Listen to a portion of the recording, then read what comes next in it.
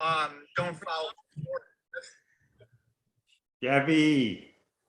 Hey, what's going on, man? You look good, man. You lost weight. Yeah, well, probably not much since I last talked to you, but yeah. Yeah, have you changed Well, something? actually, maybe a little bit. Maybe a little bit. Just more fasting, less carbs. Oh, fasting, yeah. Uh, yeah, That's the best. I know I'm pretty into it, actually. And I started eating gluten-free pizza recently, too. I never thought I'd do it, but you know what? I've been giving it a try, and I actually kind of like it. What's the base made out of? Well, that's a good question. I've not actually asked that question in terms of what ingredients are in one of my local pizza places are. So that has concerned me because it makes me wonder if they're adding in, like more sugar or something to make it taste better. Because I swear years ago when I tried gluten-free pizza, this base tastes better than what Hmm. I remember it to be. Yeah, well, it's So getting yeah, I really wouldn't be really surprised. big. But it's mainly maize flour, so it's mainly corn or soy Yeah, flour. really. So a lot of the alternatives that aren't actually better. You're better off just getting Yeah. like AAA Italian flour or just like wholemeal, like just a better quality grain of wheat rather than actual gluten free. Because gluten free, I mean, if you're having a corn and soy flour, like it's not like it's better off No, that's right. unless you're actually celiac yourself, unless you're actually intolerant. I'm not. I don't think I am really. I think I've just been also wanting to just reduce my intake of inflammatory food, like ingredients and foods. And I know gluten can be. I mean, yeah, I mean, some people have a more serious reaction, but I feel like that if gluten is in general inflammatory, like corn is, then It's everyone less should so, really just yeah. kind of avoid it. Well, corn hasn't got gluten in it, obviously, but it's inflammatory, right? Though, is it corn? Yeah. Is it Yeah. starchy? Yeah, and it's high in sugar content, so that's what they all that Yeah, high fructose corn syrup comes from corn. I had two-thirds of a pizza the other day, like a thick crust, and I noticed afterwards, like next couple of days, I got like thicker, I just look really puffy all over my body, like it just really inflamed, to your joints. And I remember hearing Tom Papa on the Joe Rogan podcast like about 6 months ago. He's really into his bread, but he said like he went ice, he fell over on the ice and hit his head. And then afterwards, he got a pizza, and then he felt much worse after eating the pizza because like his joints were more inflamed after, and it makes sense. Like it makes me think about that.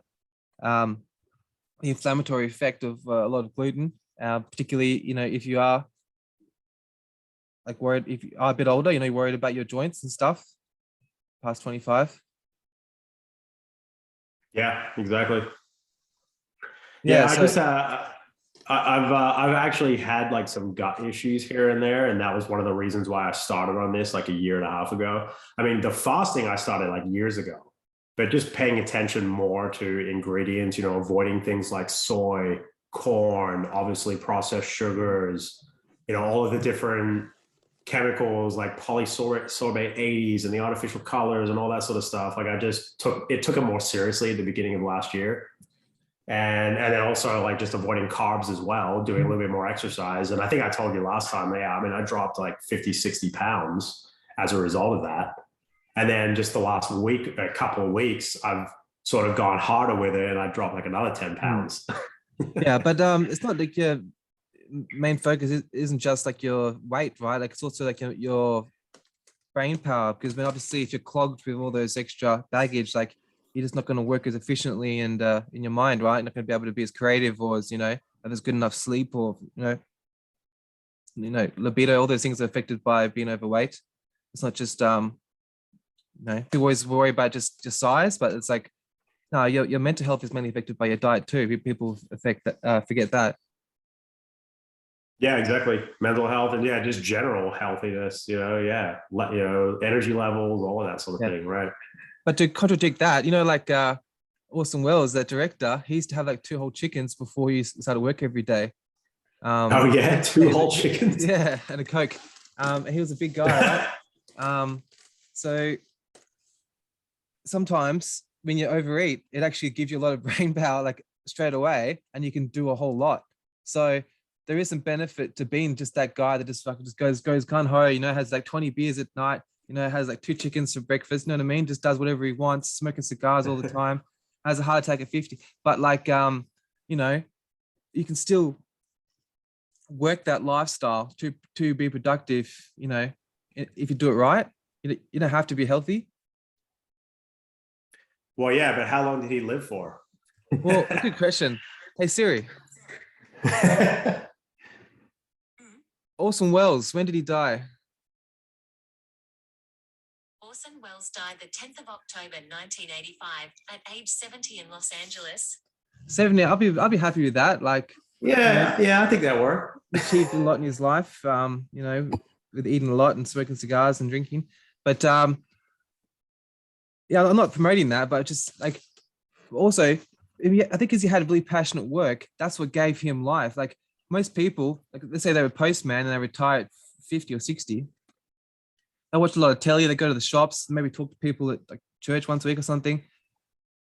Like that, the main reason people die is because they give up, you know, they haven't got any like reason to keep going. But if you're like a fucking crazy film director, like, you know, really successful in all these projects and people always are vying for your attention, you got to get up in the morning and get your head screwed on and, you know, stay sharp because you're in demand, like you're really wanted, and you have things that are bigger than you that you're a part of.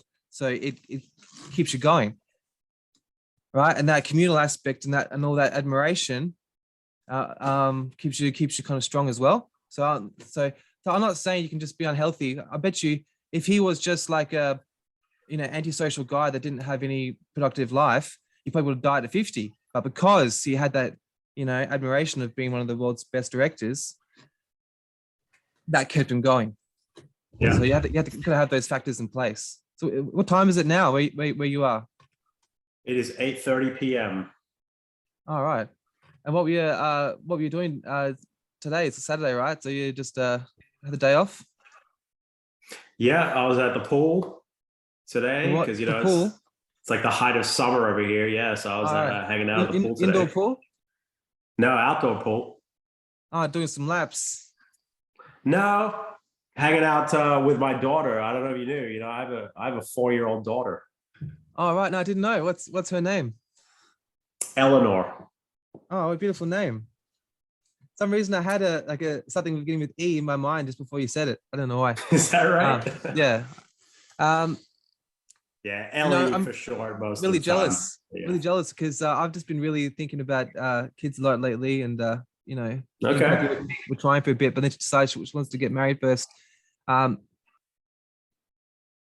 yeah, like I think it'd be so cool because, like, you know, I feel like as you get older, or maybe just because it's me, like, I don't have that many people to talk to sometimes. And if you had a kid, you could like give all your excitement to them. You could like give all your love and passion, like, and they wouldn't get sick of you, you know? Like you could, as I get older, like, talking to them like around 5 or 6, when they start to get, you know, smarter, you can just tell them all your stories and play catch to them. And like, they're always curious, right? Whereas like you talk to your partner or whatever, like, or your friends about, obviously you can't talk to the kid about politics or whatever, or sociological issues, but it's like they're guaranteed to want to hang out with you and be a mate. So that's pretty cool.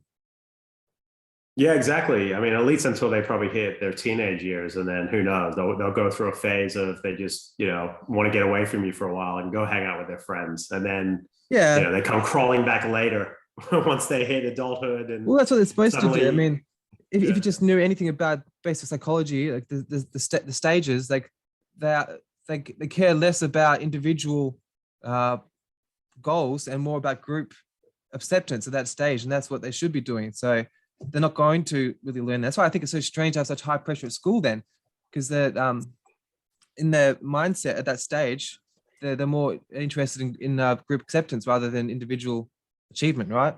So it's not really the best time for the most important years of your life, deciding your career. So yeah, have you seen anything interesting like in the news or anything lately that really caught your eye? In the news, I don't know, man. I mean, I kind of stay away from a lot of news these days, I think. Yeah. But just like what about like, main topics? What do you got? Well, it's always kind of like the same story rehashed like every cycle, every few months or so. Um, Yeah. so like, just they get you either excited about Ukraine or COVID or abortion or racial rights, gender issues. It just seems to be a, ongoing cycle. It is, yeah. And what's the latest right now? Well, climate change has been a big one, because of the heat wave that hit Europe, in the northern hemisphere. So I think especially in the UK, they've been going nuts over that. And I think it's been hot actually, even in like the northern parts of the United States, in some cases hotter than even where I am in the South.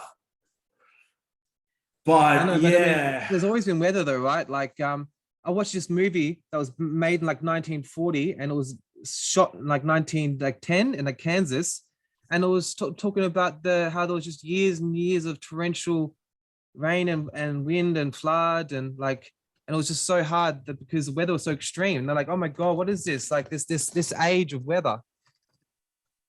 So I mean, obviously, yeah, I'm not saying that climate change isn't happening, but there's just always extreme weather, just because we're so used to the new information. We think, oh, this is happening right now. This is much more relevant. But I mean, if you watch a news story from 1997, they would be like, look at this wild weather. This is out of context. This is really unusual. yeah, I agree. I would never say that climate change is not happening. I don't think anyone would. It's whether or not anthropomorphic climate change is happening. It's whether or not humanity is the primary driver of the climate, which I don't believe. Yeah. Have you heard about volcanoes, that they have a lot of carbon emissions and they erupt? Yeah, absolutely. Yeah, I heard something Yeah. something like a small country, like a medium-sized country, one volcano eruption is like 10 years worth of, in like one moment, right? So you could try so hard to turn your switches off, buy a hybrid, like maybe have a flip phone, don't travel overseas. At the end of the day, if a volcano erupts on the other side of the ocean, that's like the whole country's 10 years worth of carbon emissions in one moment, right? Like, natural circumstances also heavily contribute to global warming emissions.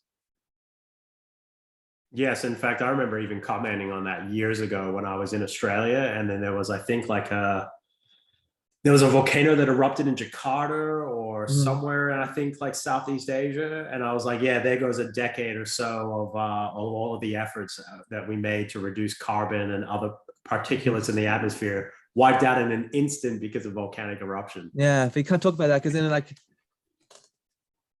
it's just so confronting to people's whole like life process. It's like imagine if you're on a boat and you're just getting little bits of water out, and you're like, oh, yeah, we've got all the water out, but it's like it just keeps coming. You're like, yeah, no, but you can't say that. We've got the water out just now. It's like, yeah, but you're not noticing that there's other issues. So that people just want to have that little gratification of completing a task and say, look, we did this, we're on that. Because people love that sense of accomplishment after feeling like they've got a goal and that they achieved it. So to feel like climate change is largely out of our hands, that's it's so powerlessness. Like it makes you feel like so small and weak. And you could just have faith and accept that, oh, you can make a change. You reuse your water bottle and you basically just put another 5 years on the earth. That's what people's mentality is, and it's comforting, but it's almost like a placebo effect, right? It's like a matchstick man when they're given the sugar pills and for his mental health disorder, but it was all in his head. Yeah, I think that adapting to climate change is the better approach, and not coming up with crazy ideas of how we're gonna, like, actually, I think that was a news item that I saw recently where they're discussing again about finding ways to reflect solar radiation, reduce the absorption of solar radiation of the earth by like 2%, and that would potentially mitigate some of the warming that we've seen over the last so many years. And then, they also talked about, spraying aerosols in the atmosphere. That's something that's been proposed, I think, for many years. And then, of course, comments from certain scientists or biologists saying that, that could have unintended consequences to the biosphere, and maybe we shouldn't do that. And I'm like, yeah, maybe we shouldn't do that. Not trying to play God. Yeah, well, yeah, I suppose that's one way to look at it, right? I mean, I think adapting to it's better. It's kind of like sea level rise. I mean, yeah, I think I think the sea levels have been rising, very slowly, but they Doesn't have. Obama live near the beach? Yeah, exactly. A lot of those guys do. Yep. Yeah, even what's his face of The Inconvenient Truth? What's his name? Al Gore? Yeah, Al Gore. I think he's got some beachfront properties and that sort of thing.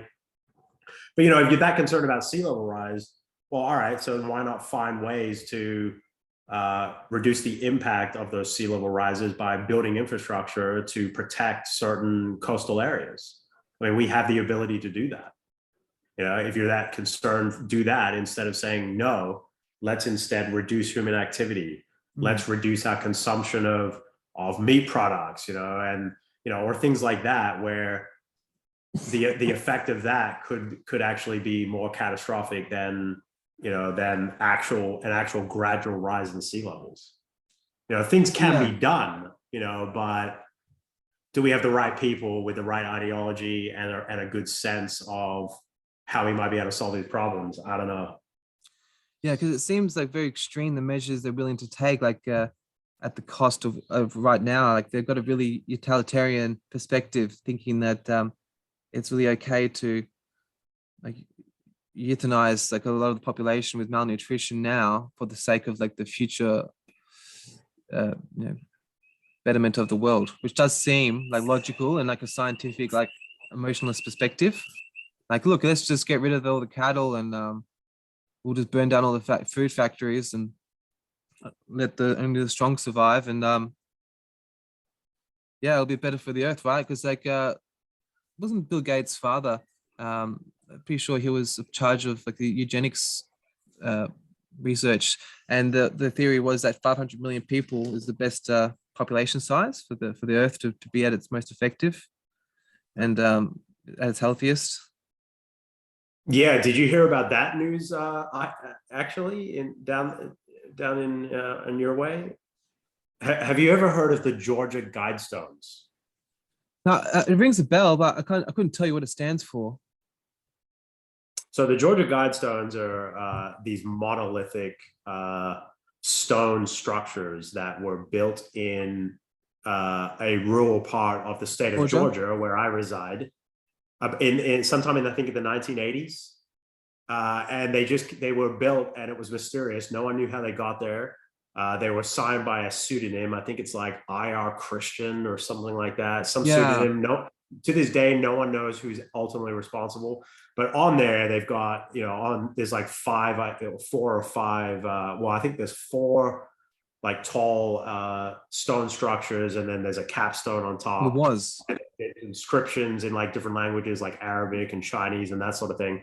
But I think the very first line on that from the Georgia Guidestones is to maintain a level of population at 500 million as the optimal level.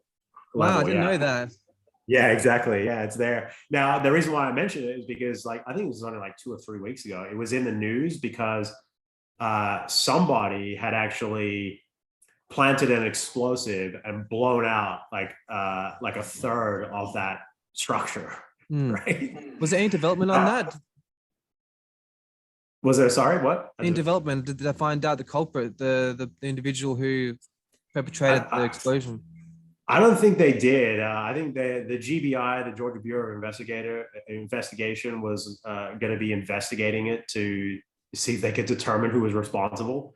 But what was strange about it was not so much that somebody attempted to destroy the entire monument. Over the years, people have sprayed graffiti and tried to vandalize it in all kinds of ways. But what was interesting was, I think, literally like the next day or two, the GBI decided that due to the structural integrity which was in question, they decided to demolish it all. So they brought in bulldozers. They completely demolished it. even though like most of the structure still stood after the explosion. So that was what was kind of interesting, was that they actually just decided we're just going to demolish this thing entirely and erase it from history. Well, it probably look better than, because I have it at half dilapidated. It'll probably draw more attention, and maybe people would go there and take selfies, and it'll be like a start of a movement. Maybe it'd be like they probably just had a meeting and weighed the pros and cons of look, should we keep it there or not? Because they're just taking it down, then it's just the news goes on. But if it's constantly taking photographs, then if it's in your sight, then it's in your mind. Yeah, it's possible. I mean, look, it could have been a legitimate reason. They were concerned about other people's safety. But, I don't even know if they even had adequate time to investigate, to do like forensic analysis on the site to see if they could, get something from like, the explosive residue or anything like that that could tell them like where it came from and to try and trace it. Instead, they just said, hey, we're just going to knock this thing down. And I don't know. That was, I think, the last I heard of it. I haven't actually since then followed up on it to see if they've made any progress on the investigation, because I ultimately don't care. I'm like, I actually wanted to go visit it one day. It's quite a few hours drive from where I am, but just because I was curious, but I never did, and I guess I won't now.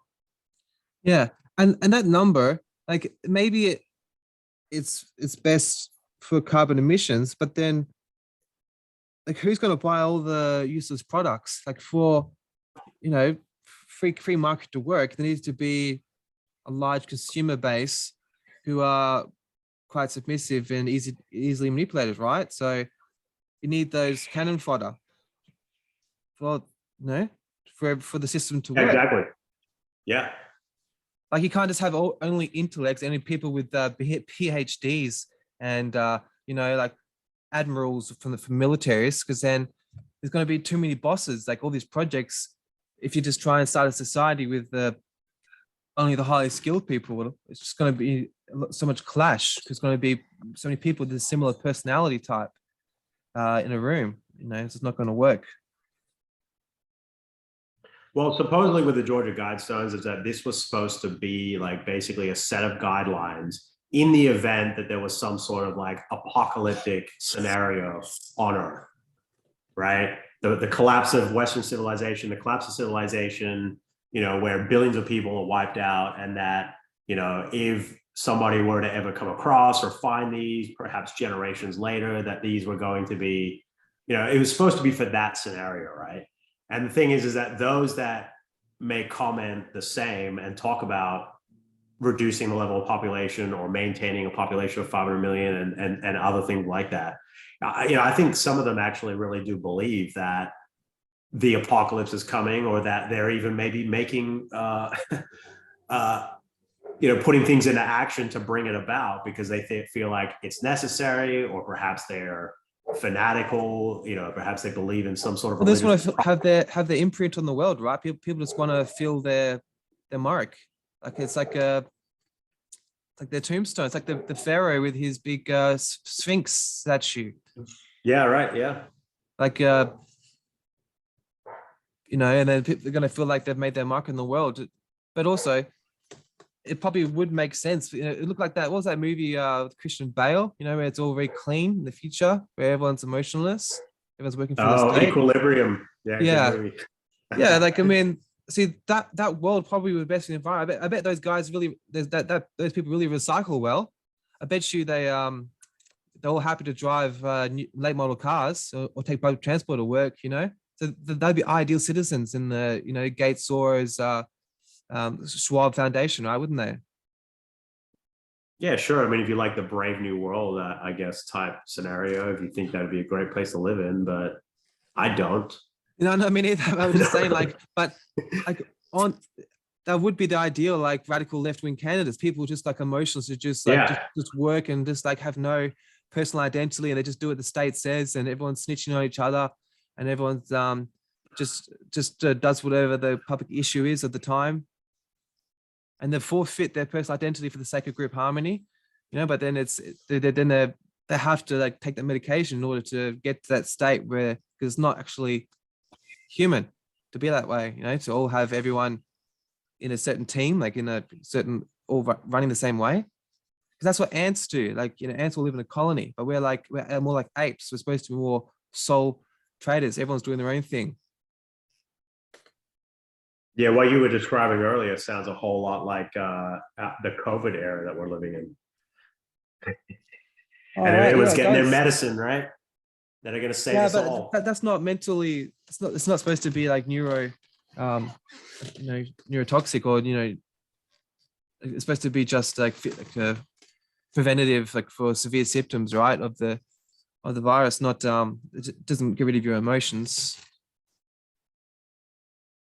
No, but I mean, I guess it could have. Well, I suppose in terms of COVID, we don't really know a lot of the long-term implications of an experimental mRNA vaccine, right? Yeah. Well, And also what that can do, but in conjunction too, like with the lifestyle of being a social isolator, people will probably a lot more get onto the Zoloft train and SSRIs and things like that do, and even just heavy drinking and cannabis use and chronic masturbation and overeating and shopping and virtue signaling. That's all kind of like a drug, isn't it?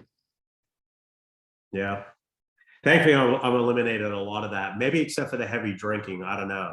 Not heavy, but still. Yeah. I've eliminated all these things, but I still like. But you're not having sugar with it, right? You're just having it straight. Straight, baby. Yeah. That's right. Straight Scotch. No, I was Nothing thinking, else. think of how many all the way. how many different depressants there are in the world that are calming things. Like, why is it that alcohol still, it's to 2022, like, we've got robots almost, but alcohol is still the most favorite thing. It's still, my favorite thing too. But like, how come we haven't explored something else? Like, I guess I had things like cough syrup with heroin in the 1800s, right? But then like right, Coke with cocaine. Yeah, but that's like, that's too intense. Or like cannabis, but then that's like, the head fog, and it's like, it's really like pushed so much, makes me question it. I think it's like, I don't know, when it's like, when that is really pushed by the government, like when it's like now in America, right, it's almost legal. It makes me almost like, hold on, is that really the right thing to do all the time if it's like encouraged? Like I think if anything that's like normal, I'm thinking it's maybe something you should think critically of. Yeah, I mean, I agree. I mean, I'm kind of in two minds about the cannabis thing. I mean, I suppose from a libertarian point of view, I'd say, yeah, look, why not just legalize it? If people want to, it's not necessarily that harmful. Yeah, okay, fine. The impact if an entire generation of young people decide that they want to consume cannabis could have long-term consequences. But should we just allow people to be free and instead encourage them not to, and to instead engage in more creative activities or productive activities and that sort of thing? Yeah, well, I think it's just a strain too. Like the government, if they're supplying it, it could be of alternate, right? It could be to get off the street, then it's still a risk as well. But like, I don't know, they may like change the chemical structure of it in order to, like I heard in Vietnam, like the North Vietnamese, they controlled the weed there for the soldiers. They grew it. Sold it to them. They could have sprayed something else on it, to make them mentally unstable. Yeah. Obviously, it's better than heavy drinking. Like I grew up, people going to parties like 15, 16, and it's just always like fights and sex and, like strangers and stuff, like multiple people in the night. And they just like don't even remember and stuff like that. It's crazy. Like when alcohol is involved, you mean? Yeah, like house parties here. By the time you're like 16, people have already gone to like 100 of the craziest parties that people have gone to in like the late 20s, maybe in the in America or something, like in the early 20s. I'm sure you have house parties too, but I don't know. It's just I've heard Australians party much younger here. Yeah, well, part of that is probably because at 18 you can legally drink, whereas a lot of other countries it's 21. Certainly here in the United States, everywhere it's 21. And so, you're well into college, into university by then before you can at least legally drink. Obviously, high schoolers and people in college are going to drink. Whereas in Australia, it's like, yeah, I mean, especially with the way that the school year is structured. I mean, you graduate high school and you're gonna turn 18 soon, and you're an adult. You can vote, you can drink, you can join the army, you can do Yeah, whatever. it's already on your At mind. 18 years of age. Younger. Yeah. But also it's cultural thing as well. I think if you look at Australian, Yeah, it's definitely cultural. Australian popular culture, it really pushes binge drinking. Like I think it's a way to control the population because have you heard Dan Carlin's like history podcasts? Dan Carlin? Hardcore history. It's not George's brother or something, is it? No, George Carlin, no, the comedian. This guy's Yeah. a bit younger. Well, I've been listening to a lot of like wars and stuff in history and battles, and it seems like alcohol has been used a lot to kind of like keep the opponents kind of submissive, right? So I'm thinking maybe Australian culture, like the government, they promoted certain rock bands and pop bands that promote heavy drinking as an identity, culture identity, in order to keep populations submissive so they don't try and question the ever increasing power of state and sex as well. Like heavy, you know, that instant gratification, that lifestyle of one night stands and MDMA and drinking and coke. That's like kind of, it's just a free market. They chose that music, but like nothing, you know, like in YouTube now, there's gatekeepers, right? Same as what it was with the EMR in England or like the FCC in America. These companies, they control what gets popular, right? What can be released. Yeah. So you're only really successful if they want you to be. So why has so many, particularly, well, young men and women, they get pushed into yeah, of course, people like sex and violence and drinking and shit like that, but all these bands and rap bands and rock bands back in the day, they promote that, like, and it seems like it's kind of empty. Like, you know, I've seen this guy, you know, the lead singer from Kiss, Gene Simmons. He was on this podcast. I seen him the other day. He said he's never drank or smoked in his life. He said because he get in the way of chasing skirt, quote, as he put it, right? Yeah, and he's like, well, what's the point of trying to get wasted or expand your mind with drugs, alcohol, if the whole point of life is to get as many women as you want? Yeah, right. But he looked like old and decrepit, and like he wasn't that charismatic, and didn't have much to say. And I was like, so he's not really that good of a role model, like an example of like a masculine, like role model, right? Of someone to aspire to, because he doesn't seem that like kind of happy in his old age. He doesn't seem that at peace. So his goal of just constant one night stands kind of seems empty. And so it's like, why was it so promoted? Like, you know, when I was homeschooled as a kid, all I did was listen to rock music because, you know, I was obsessed with that, right? And Led Zeppelin, Black Sabbath, and all that stuff. It's all about just being a rebel and, you know, chasing women and fantasy and, you know, experimenting with psychedelics and shit like that. And I'm thinking, like, is that, of course it's good, but I mean, the reason why those bands in particular, those people, like, it's like maybe that was only made successful because it was part of this whole project to keep people in a low vibrational frequency where they're looking for instant gratification, which actually makes you more shallow, and then, you know, it just keeps you like like a hamster on a wheel. Like, you know, you know, all those books. Did you in primary school? Did you read Charles Dickens books? No, sorry. What's the Charles? You know, like BFG and Yeah. Charles and the Chocolate Factory and James the Giant Peach and Twigs. Yes. Yeah, of course. That author, every single one of those books about childhood trauma, and I've found out that you can actually activate trauma in the brain in a child without actually like sodomizing them, just by like just a similar experience of reading that, right? So like all this about being separated and abused and tortured and isolated. Every single one of those books have similar themes, and the kids are reading that, and so it keeps them like, it shocks the brain and keeps you like de-emotionalized and keeps you in like a lizard hind, like brain thinking, where you're always like a flight or flight response. Like you're heightened senses, but you're not actually using the pineal gland. You're only keeping like your basic features, like your part of your brain's been around for hundreds of thousands of years, not your prefrontal cortex.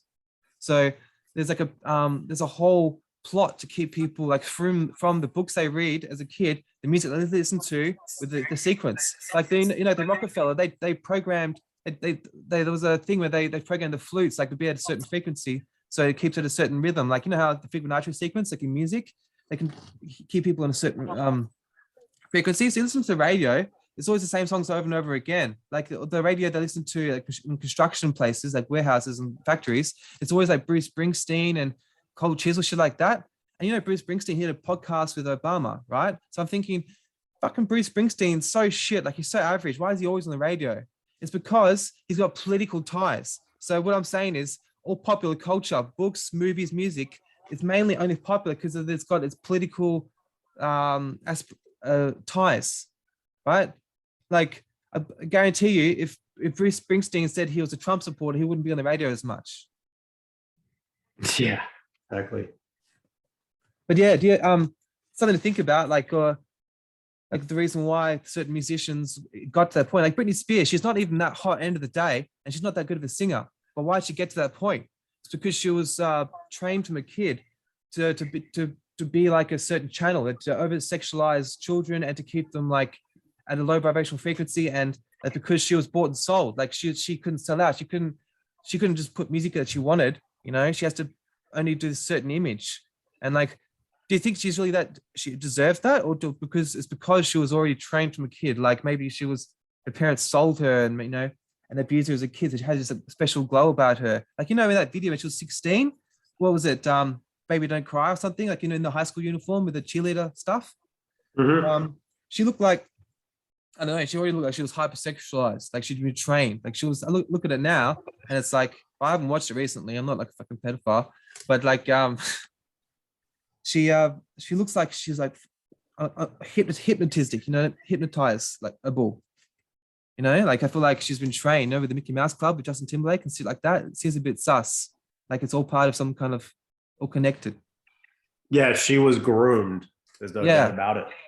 Like a lot of them were. Like Christina Aguilera. Yeah. Yeah. I mean, like I remember back in the day when her Genie in the Bottle came out, and like I'm not into that kind of music at all, but even I like got into that a little bit, And then you see her now, and she's gone from her Genie in the Bottle phase to now she has just recently, here's a news item for you, I think spotted on stage like wearing some sort of dildo or something at a children's concert, and she's almost become like satanic in a lot of ways. And same with Britney Spears. Yeah, I mean, you're right. She was the bought and sold. I think you're getting onto something where it's like, these like innocent like children or these adolescents that are kind of like groomed and music is produced for them, and then they perform it, and they're able to attract like this massive audience and become a global phenomenon, and like they literally have like hundreds of millions of fans. Yeah. And then later they're torn down. I think that's part of the process as well. I think like they get torn down and basically end up destroying themselves, or at least their producers or whatever destroy them. Probably if they try to resist, they try to fight back, they try to have some freedom. Just so you know, the screen's gonna close for a second. I'm gonna have to reload because I haven't got the Zoom Pro, so it's gonna. Oh, is that what's happening? Okay. Yeah. Christina Aguilera, I seen her live performance a few months ago, and she just played like a couple of the classics from like 15, 20 years. So with few views, it's not going to be such a big deal, but it's still something that can happen. But what I was going to suggest is that, I mean, if you did want to put it on YouTube, I mean, why not just stream through YouTube? Why don't we just well, you need to have 50 subscribers at first to live stream, and I've got 48 subscribers. Oh, is that what it is? Oh, yeah. There's other streaming services, but I'm not really familiar with them. Wait, so you only need one more subscriber to be able to two more to subscribe on YouTube? Man, well, you need to, I don't know, Yeah, I've just been a bit Reach slack. out and get some Yeah, subscribers. yeah, I haven't been posting much. I've been taking a lot of content in and not putting much out, which is terrible Okay. because you remember you went to uni, right? You did like essays and stuff. No, well, I went to uni for a year and realized pretty quickly that it was not for me. So I didn't go the following year. Oh well, you're making good coin now, so you're doing all right. Yeah, well, that's all right.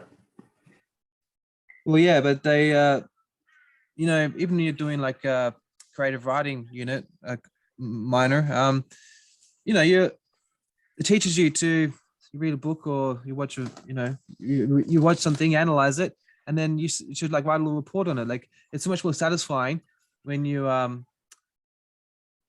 let's say you watch a movie or you watch a really cool YouTube video, a documentary, and then if you had to like make a little verdict on it, a little review, a little like homage, you absorb it so much more as well. When you just watch something and then go on something else, you don't retain it as much. So the act of like making a vlog or simply writing down, what your thoughts were, it's so much more satisfying. And obviously you can retain so much more of the knowledge and wisdom you acquired. So it's almost like it's not just about like the act of notoriety or attention. The act of making a video can be almost a selfish act because it helps with your retaining the information of what you've just watched and that way, yeah, because like but I have been, yeah, because that's why a bit it's annoying because I've been a bit slack about just watching a lot of things. Then if you don't make a little video about it, then it almost gets lost, because if you're constantly flooding your brain so much information, it's not as beneficial as having lesser information but more deeper. Yeah, I agree. I mean, you need an outlet. Yeah, a lot of us need an outlet, and we have different ways of doing it. Yeah, some people like to write. A lot of people now, they like to make YouTube videos. Obviously, TikTok is really popular, and Instagram and whatnot. I have my own way of doing it, my own personal way of doing it. I don't make it public. That's the only difference. But no, the reason why I bring up the question of what do you do? is because what do I do? Like if you watch something you really enjoy, like something you really resonate with, a piece of content, how do you pass that on? You mean like to others? Or like even else, like how do you organize those thoughts or compartmentalize it? Monologue. So just like paraphrase what you've seen and heard. Yeah, I monologue and then I often record it too. I just don't release them publicly. That's all. All right, so it's like a memoir. So maybe when you die, it'll be like someone will release it. Yeah, exactly. Like somebody's gonna find series. my huge collection of MP3s of monologues that were unreleased. Yeah, they can add like footage to it. Like edits it together. Like they did with the Doors when he died. Like these poetry, they added music to it. Yeah, exactly right. Yeah. Oh, I'm sure maybe one day when you're ready, maybe you have an epiphany, maybe you have like an ayahuasca ceremony, you'd be like, that's it, I got it, I'm gonna release it. Yeah. No, the reason why I bring up about filtering as well is because I'm also conscious of the fact that many of your subscribers are probably family members.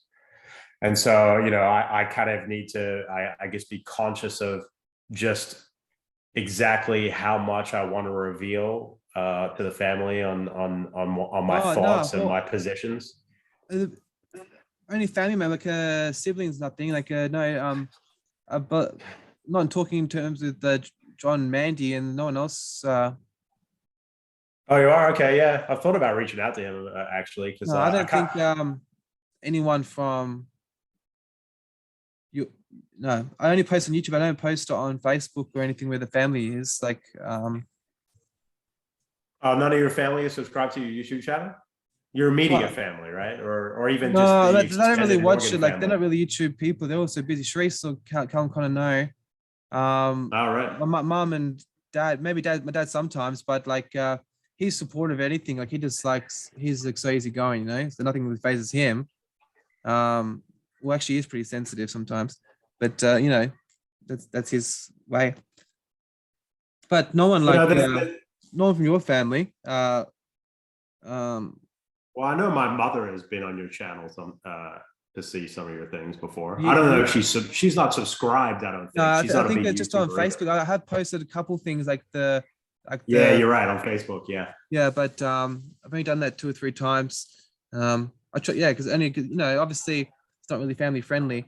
Yeah, and YouTube's more like for randoms, you know, like it's not really. I don't say anything family orientated on there. I don't mean to mention personal names or anything. Maybe except for Katya. Right. Because there are some conversations that I wouldn't mind having about our family at some point. And again, I don't know, especially if you want to record it, I don't know if that's necessarily appropriate. But I mean, I've thought about this a lot over the years, especially moving away from Australia and being kind of disconnected from the family, and even when we originally moved from Australia to the United States back in the 90s. I've thought a lot about, what the implications of that and what that's meant for our family and a lot of other things. And I've been wanting to, I mean, I've even thought about contacting your dad actually, and to talk to him about some of Oh, these things. he'd appreciate that. Yeah, he's You think so? Yeah, he'd love that. Yeah, because Even to talk about his he loves father? talking about like deep emotional issues. Like his communications major at university, and also he's not working at the moment, so he's got a bit of time in his hands. So he'd love a good Oh yeah. chat. Okay. Yeah, I've thought about it because there's just some things that I don't know. I guess that I felt like I haven't been able to talk to my own father about. Yeah, well, if it's got to Uh, go with, if it's a good career opportunity, like it's not like you went to somewhere so totally isolated. You went to the US, so like it's an upgrade. oh Like yeah. Australia is like more of a place where it's more socialist place. It's a place where you want an easygoing lifestyle, just like chill by the beach on weekends, and it's like people have low ambitions, in general. Obviously, like people here, like trying to get big houses and stuff, but it's still less of a rat race, But if your father, had like a big career ambitions, like obviously it's better to do in the US. That's what bigger companies are and stuff, and he had a good job there. And we ended up going to Korea anyway, so we had like we like Yeah. left the Similar for family you unit as guys. well.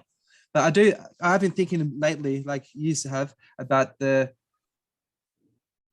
issues of families migrating so far for work, and how it is detrimental, because there is a lot of benefits of having those regular family connections and just checking up on each other and just being, learning from each other, because you can all have little tricks of the trade. You can trade, like everyone has something to offer, right? Even if you're totally different career paths, you can still pick each other's brains, and just, it's just nice, to have like a big, like we used to have family get-togethers when we were really young, and it's just nice having those bigger family ones. Like in Christmas, they were really, really good. Like when I was really young, they were at you know Kerry Pierce's house in the farm. That was like, do you remember those? They were like some good ones.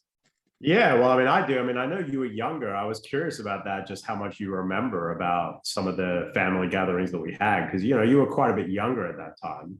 But and then we left, and I don't think it was long after that you left for Korea. How old were Oh, you when your family left for Korea? 2002. So pretty far, Oh, pretty long 2002. far after. Yeah. Well, I mean, that's 7 years, like, because we moved here in 95. And so it's a good amount of time after that. Yeah. And I think the last time we visited, like as a family, was in 2000, I think. So that was the last time. And we probably caught up like with like, your family then when we last visited. And then I suppose, yeah, after that you moved to Korea. But okay, so 2002, how old were you then? Just turning 12. Okay, so yeah, similar. See, because I had just turned 13 when we moved, Oh wow.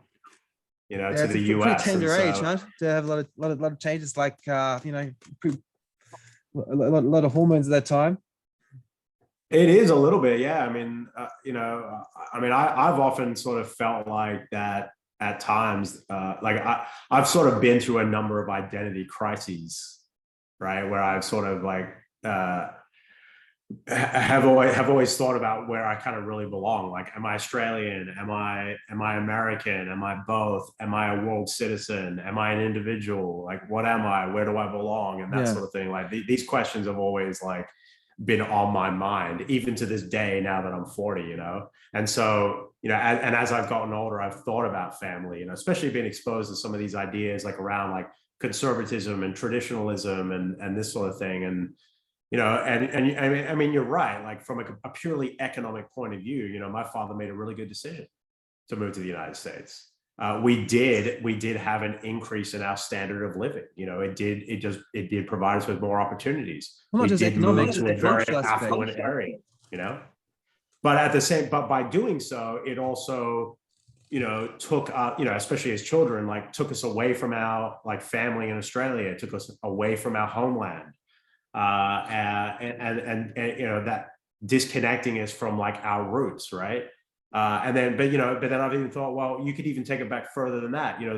The Australians that migrated to, I guess before they were Australian, to Australia, what became Australia from like England or Ireland or Germany or whatever it may have been, they kind of did the same. They disconnected themselves from their roots, from their home, from their European homeland, from their soil, from their families, and like, what are the implications of that? But in those days, though, it wasn't that much luxury to think about that. Like, you're only thinking about these things because No, you're I in guess not. 2022 and you're 40 and you're middle class and you live in a safe environment in a rich country.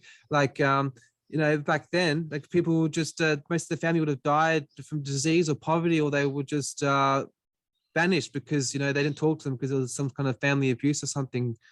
So Yeah. You're right. They didn't have the luxury. We do though now, unfortunately. We yeah, do and like and I always think about you should think of your identity as if someone was writing about you when you're dead. So I thought, imagine like you're 40 now. Let's say you died at 85. Like they'll write about you. Oh, he was Australian American with like Scottish and Irish and a tiny little bit of Chinese ancestry. Like you're aware of that, huh? Yeah. You're aware of the family scandal. Yeah, well, I mean, it's a bit of a strong term. Like, I mean, just because, yeah. Well, that's how it's been described. He was a successful businessman, right? He was a immigrant, right? It's like that's the American story. Came seeking gold and glory, and ended up, starting a successful brothel, and meeting a nice Scottish girl, selling some opium. I know, but look where we are today. I mean, I don't know, what was it worth it? Sure, at the time it may have seemed like the right decision, and maybe we did enjoy a few hundred years of prosperity, but I don't know. Can we look at what we've built now or what we've become now and think that wasn't worth it? Should it have been done? Like many of us have lost any kind of like Scotland, cultural identity. Stay in England, and for the Chinese to stay in China, like. Well, yeah, I mean, maybe. I mean, yeah, possibly. I mean, I don't know. I mean, well, you don't think that our great grandfather would have had a better life married to, grandmother's grandmother, than now it's a communist state. Like they have very little freedoms, and I would have thought that Australia has a lot better opportunities than China for a working class person. Well, yeah, sure. I mean, sure, for them at the time, absolutely. But I mean, what about generations from now, after we've kind of lost our like our cultural identity, and and many young people are aimless and don't have any connection of any kind. People are free to find their own cultural identity. Like on TikTok now, apparently a lot of people getting into the 2000s, like a new metal era. Like people can like I when I was homeschooled, I got into like the Frank Sinatra and Dean Martin and Julie London, and then I went into like the 60s rock. Like I was free to find my identity because I grew up with the internet. I was homeschooled, even though that was 20 years ago now. Like, yeah, I know a lot of people are, but the smart ones, they're still finding their scene, and they can find like their British roots. Like I know people in Melbourne who are like 16 now, and like they're Turkish Australian, but they've gone back to Turkey because they're really into like their Turkish culture. So a lot of young people are like can find their niche, like can find a cultural identity, and they can do whatever they want. Like if they've got like, people are now more patriotic than ever. Like people, let's say they're really proud of like their Scottish ancestry or whatever, or the Irish ancestry or the English. They're proud of like some of their achievements and stuff because it's highlighted. You can research what they've done, and what they've stood for, and like the justice system, like the innocent before guilty, what the English invented. That's a pretty cool thing, right? like all around the world, someone could say, monarch could just say, you did this, and then you get executed, right? But England invented the idea of at least you had a trial, at least before you were put through evidence for a judge, you still had some chance to stand up for your innocence, right?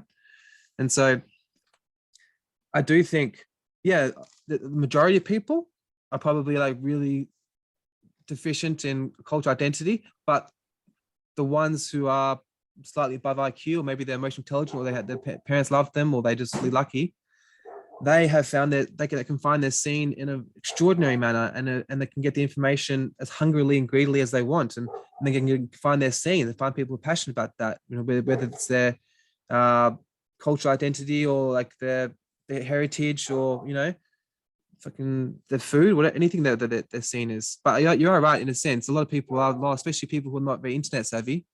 But like, you got to adapt to survive, right? Well, I mean, but I mean, you said it. Sure, you can find all of that because of the internet.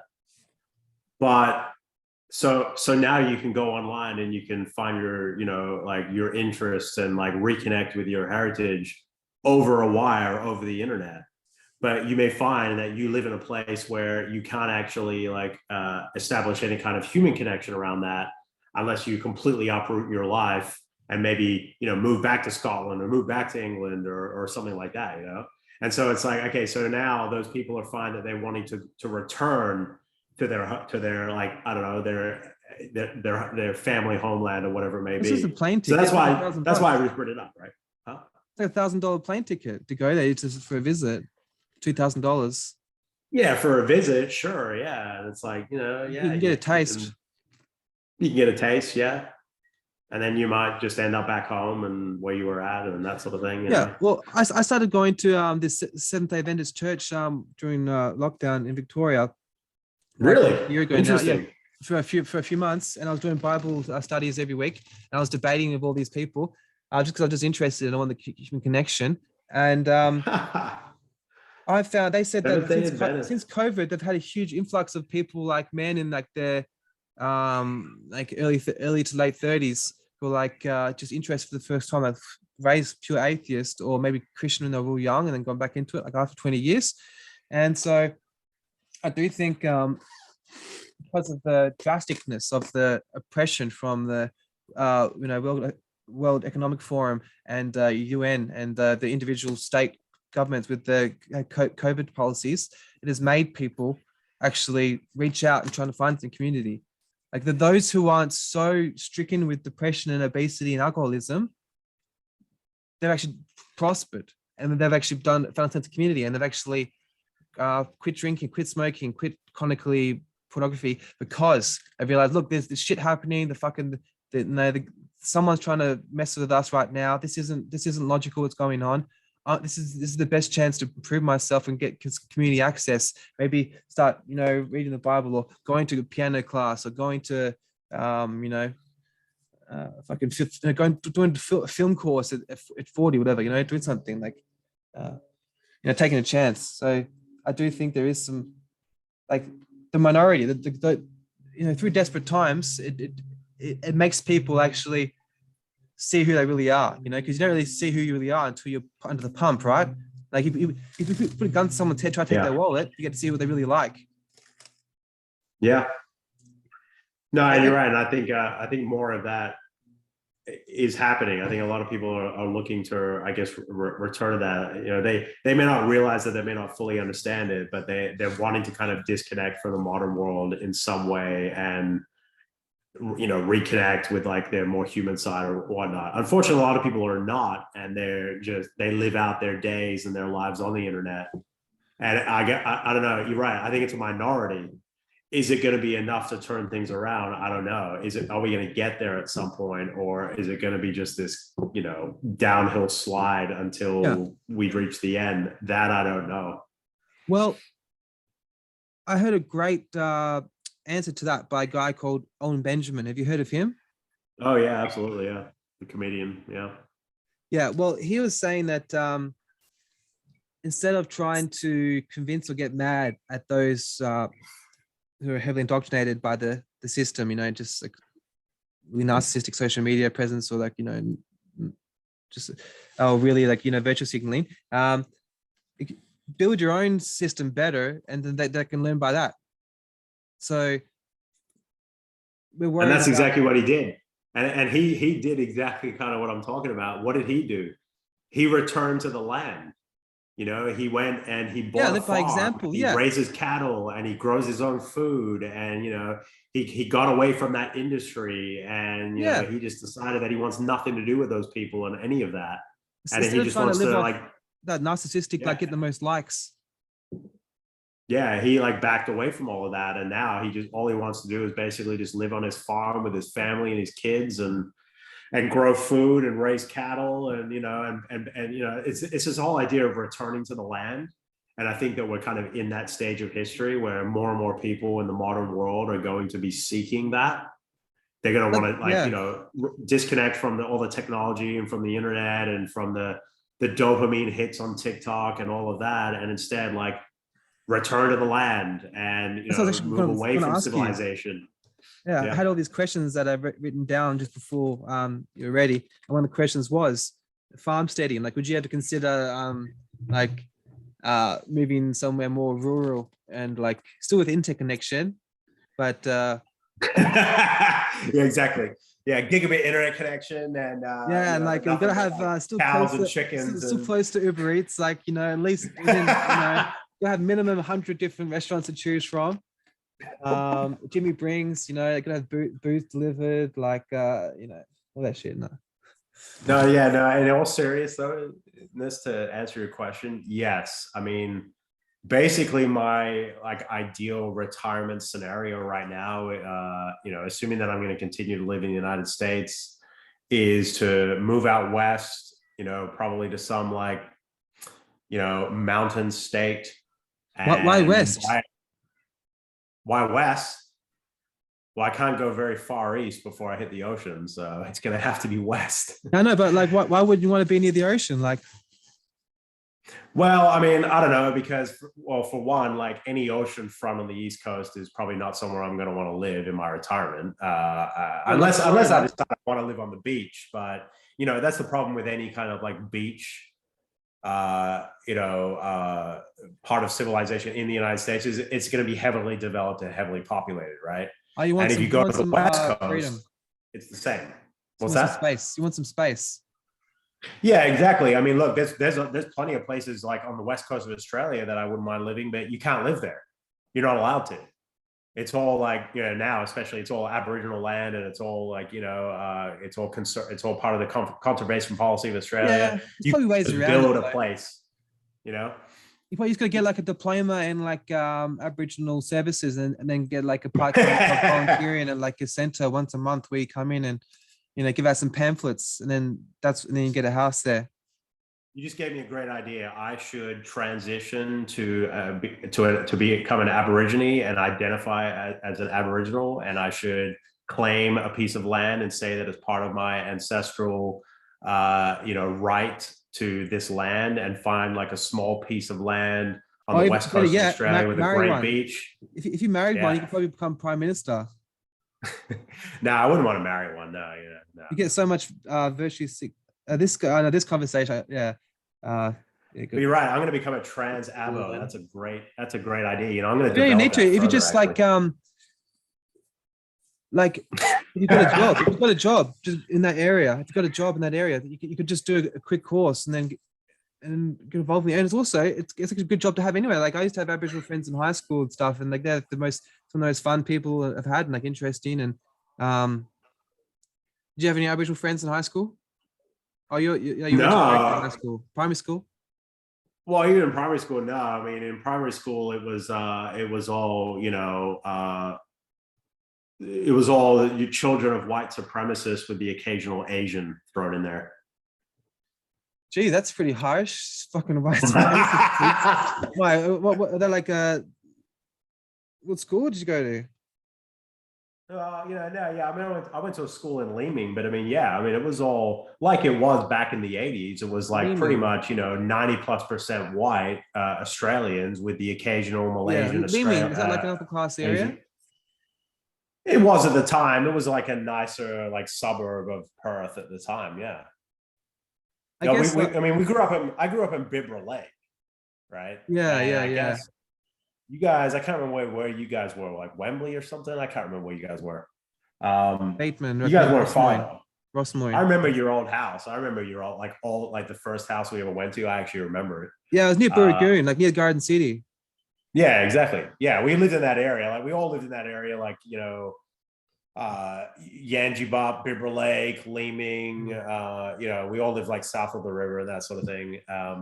And yeah, I mean, no, I don't think there was a single Aboriginal in our school. Like I said, it was all white except for the occasional like Chinese or Malaysian Chinese that I can recall. Yeah, no, I didn't meet any in primary Now school. I'm sure it's completely different. There's probably tons of Indians and Yeah, probably it's a more lot more Southeast Asians of all globalized. kinds.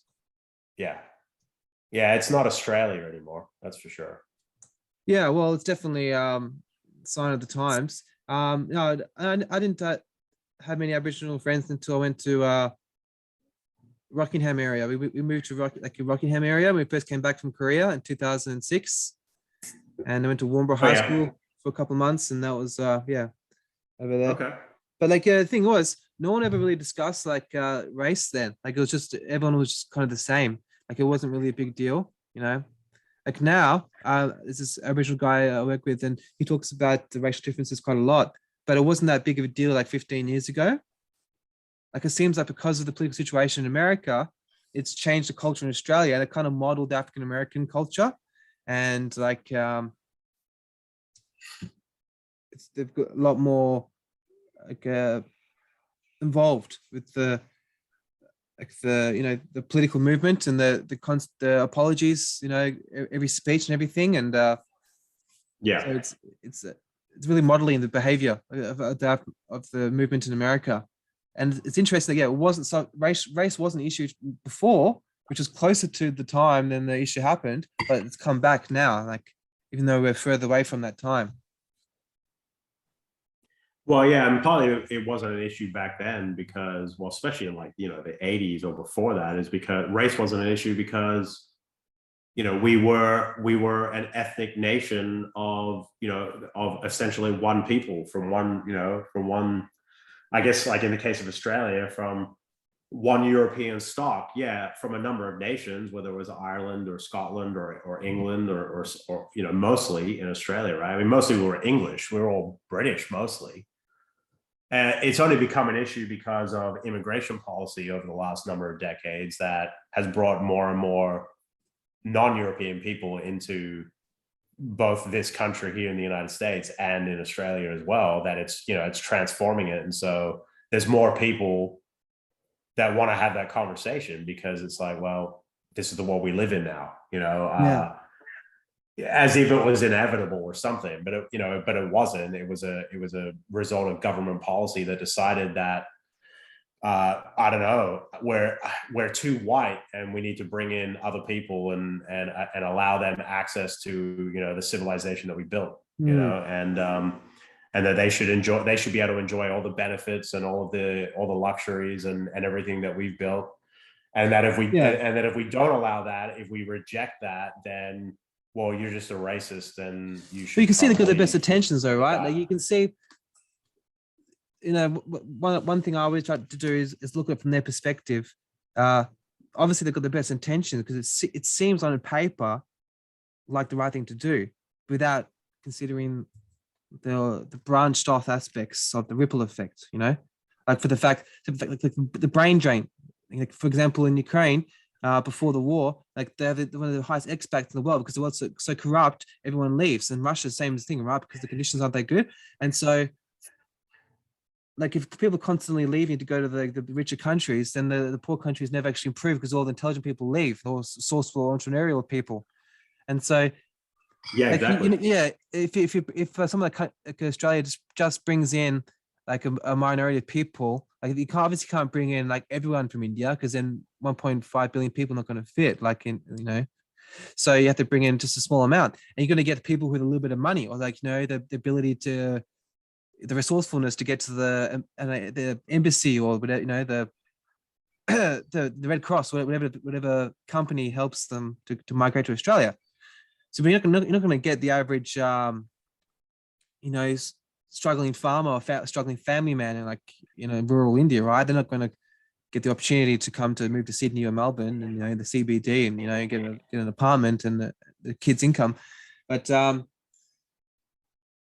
so then those rural communities get worse if maybe one or two people from that town who are entrepreneurial and well educated leave to go to. So it seems on paper like we're doing the right thing, but it's then it's actually leaving there worse off back there. And so and then you know, think about the little things like the youth unemployment in Australia is very high. We used to be like, I really enjoy, you know, I was really shy as a teenager coming back because I was homeschooled. I didn't have very developed social skills. And getting a part-time job working in fast food was absolutely incredible for my emotional intelligence development skills. Like there was this community, you know, like the banter, there was like old people there in like the 20s who were like really into metal. They all had heaps of tattoos and stuff and like piercings and, you know, they're going. Where did you work? A KFC. KFC, oh, okay. I was hoping it was going to be like Red Rooster or something, you know, something really No, I did Australian. make Red Rooster later on. I got fired from them when I was, yeah. Did you? Yeah.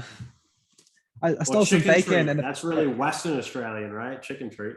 Yeah, I think that's shut down. Is it? Oh, no. It bought out Shooks. I think it bought out another place, but I haven't been in West Australia in a long time. I should go. Oh, yeah. Yeah. Yeah, well, the borders are open now, right? You can actually travel there now. Yeah, I don't really pay attention. Like I haven't paid attention almost like a year. I got kind of overdosed on the overanalyzing the COVID policies, and so I just kind of like washed my hands of it, you know. So I don't really, I never studied the cases, how many or the new strains, you know, the monkeypox, the donkey pox, you know, King Kong pox, whatever, you know. Just like, you know, if they say I can't leave the house or can't work again, then I'm going to pay attention. If not, I'm not going to let it consume me because it took too many years of my life already. Like I gave the last of my 20s to that cause. Like I'm not going to get those years back, you know? No, exactly. And it didn't really help. Like, you know, stopped talking to a lot of family, you know, and got deleted by a lot of friends and stuff, like just because I didn't follow the, you know, and I didn't work for a long time. So I got a lot of debt and all the problems of that. So it's like really tough to stick to your guns. Like people have been telling me, why don't you just get a fake vaccination card, then you continue working in healthcare? I'm like, I'm not doing that because that's like, then I'm sticking up. It's like getting like fake swastika, you know, to me. I'm not going to submit and like just do that because then if they see me in a restaurant, people go, oh, look, that guy, he's a sick cunt. If he's out there fucking wine dining, if he's got jabbed up, then that means that it's all good. Like I don't want to be associated with that. And like, you know how the Jews, they were treated like shit in World War II, right? And that made them hustle. So I'm thinking like, because I'm an outsider, like it's going to make me more resourceful and it's going to make me try, I have to think all outside the box in order to be put bread on the table. Whereas if I was just followed the crowd, just did what I was ever told, you know, even if I don't agree with it, then I'm taking the easy way out, you know? It's better off not to submit to something you don't believe in because then like part of your soul dies then. If you like say, do something you don't believe in, that's like pretty much me, like watching your wife get fucked by a stranger, but you know, I don't want that. Yeah, I agree, man. I mean, you know, I'm glad you did. I mean, I think you had a harder time with it because I basically take the same approach, but I think I was just fortunate enough to have a job where I could work, you know, remotely, and that didn't impact me, so I didn't have to worry about work. And then also just to live in a state that, you know, didn't aggressively enforce mask mandates and vaccine mandates and that sort of thing. I mean, I did have to actually go through the process of getting an exemption at my job in order to continue my employment. Sorry, an exemption from getting the jab. You got it, and I got it. Yeah, so I was able to get through. I mean, it could have gone the other way. I could have actually lost my job and been fired. You know, now I'm in a position where they're kind of forcing us back to the office, and I've been able to avoid that all this time. But now they're starting to consider. They're going to start to basically consider you insubordinate if you do not return to the office. So I'm probably going to have to start Yeah. doing that. Well, I mean, which means I'm probably going to actually look for another job because I actually like working remotely. So I've been working remotely actually for like 5 years or so, even long before wow. COVID. But you're being productive, But right? now they kind of force us back in. So You're doing the work. You're being productive, right? So what's the issue? well, exactly, but they don't care about that. They've just decided, our leadership at the company, we're kind of a new company. We merged with another one, and the leadership of that other company really, they took over, and so they decided, or their philosophy all along was that they don't like work from home. They don't like remote work. And I would have been back at the office years ago if it wasn't for COVID. That actually allowed me to continue to work remotely. But now they're at a point where if you live in the vicinity of an office, and you don't have any kind of medical reason or any other like legitimate reason why you cannot attend the office at least a couple of days a week, then you're expected to be in, and we're going to monitor that and make sure that you are. And if you're not, then we'll consider insubordination, and we could, terminate your employment. So I'm in that position right now. So I'm actually thinking about possibly looking for another job because I don't have any interest in going back to the office. I mean, no one that I work with on my team is in my office. I don't generally just like being in a corporate space, in a corporate environment. That's why I started working remotely in the first place. Yeah, those fluorescent lights. Something about it, like I don't know. I just feel like lighting, exactly. I just age so much in there. It just feels so like the shitty aircon, and like it's just all the I don't know, and just like the passive aggressive, like, and then people go put food in the fridge, someone probably sniffs it and stuff, like. Yeah, exactly, and then exactly having to feel like that you've got to like socialize with people, which, quite frankly, as far as like the people that I just don't have any interest in it. I don't want to fraternize with colleagues that I don't even work with. They just happen to be part of the same company. And so, I'm not interested. And now they're forcing my hand, and I feel like I'm probably going to want to shop around and see if I can actually find some, remote work and make sure that it's in my contract that I'm a remote employee. Because do you still get enough social? Do you still get enough social interaction even if you're not at work? Yeah, I do. Well, I guess that's one thing I guess my daughter has been able to provide me, because not only do I just get a lot of it with her, but we go out, we go to the pool, we go to the mall, we go out for dinner, to restaurants. I take her to. We do all of that, and so I'm able to get it that way. And so I basically just kind of. You don't need to go to the corporate office every day. No, and I've got like a couple of so I don't have like a big social group of friends. I also actually lost some friends during the pandemic because of my unorthodox views, I guess. Welcome back. Hey. Sorry, what are we talking about? Yeah. We're talking about how I'm basically antisocial and don't care to talk to my colleagues at the office. Yeah, I was just thinking, when you were saying that, I was having two thoughts. I was thinking it'd probably be good for you to go, because it's always good to do things that you don't want to do. Like the best thing for your development. Then I was thinking, if you're getting you're always out anyway with your daughter, then you're probably getting enough social life anyway. And maybe better for you to not be in a corporate environment, because I've been in a corporate environment, and me just having slightly unorthodox views. It was really detrimental to my emotional well-being just to be in that environment, because I didn't really have any, I'd had to put on a persona all the time. And because I was pretty quick at my work, if I had any downtime, I couldn't just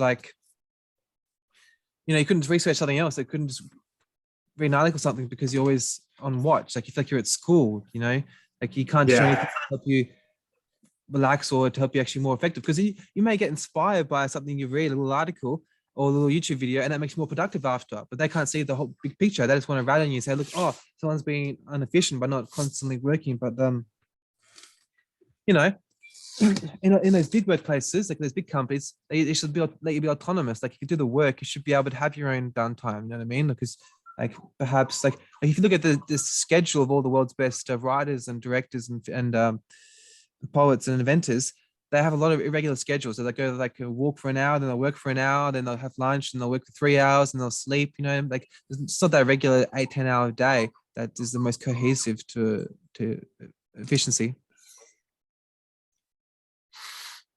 Yeah, I mean, maybe it might do me some good in that it made me realize that I need to get out of it. But see, the thing is, I don't mind working for a large corporation as long as I just get to have that work-life balance and have that flexibility. And that's what work from home has been able to do. And you're right. Like I still think I'm pretty productive. I mean, I recently got a promotion, so if anything, and I've been working hard lately. If anything, I've been more productive than I've been at this job for a long time. So that's never like it certainly lately has not been in question, and it's not an issue. It's just that, you know, they have their own arbitrary reasons why, you know, in some cases, I know like with one of the offices, it's part of a tax break that they require to have a full office. They They need don't at even least care about 3,000 your people. efficiency or well-being. They just care about saving a few bucks.